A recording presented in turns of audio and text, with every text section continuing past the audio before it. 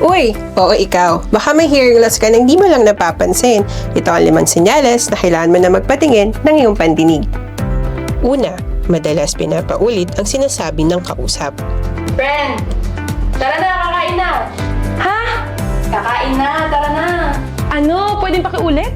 Nahihirapan ka makaintindi o makarinig ng usapan kapag nasa maingay na lugar, kagaya ng kalsada, restaurant o party. Palaging malakas ang volume na kailangan o sa pakikinig ng television, radyo o sa mga gadgets kumpara sa ibang tao. Bakit ang hina? To our patients, recent recovery. Nahihirapan ka umintindi sa iyong kausap dahil tila pabulong ang naririnig mo kahit malinaw naman ang pagkakasabi nila. May ugong o sipol na naririnig sa tenga kahit wala namang pinagmumulan ang tunog.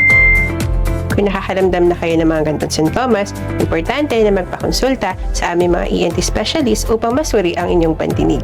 At kung kailangan na mas detalyadong pagsusuri, bukas ang aming hearing center para sa iba't ibang hearing tests katulad ng pure tone audiometry, speech audiometry, tympanometry, aided test, auditory brainstem response, auditory steady state response, at newborn hearing test.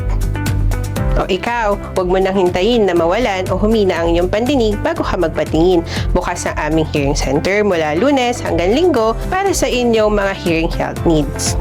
Pwede mag-walk-in o magpabook na ng appointment nyo today.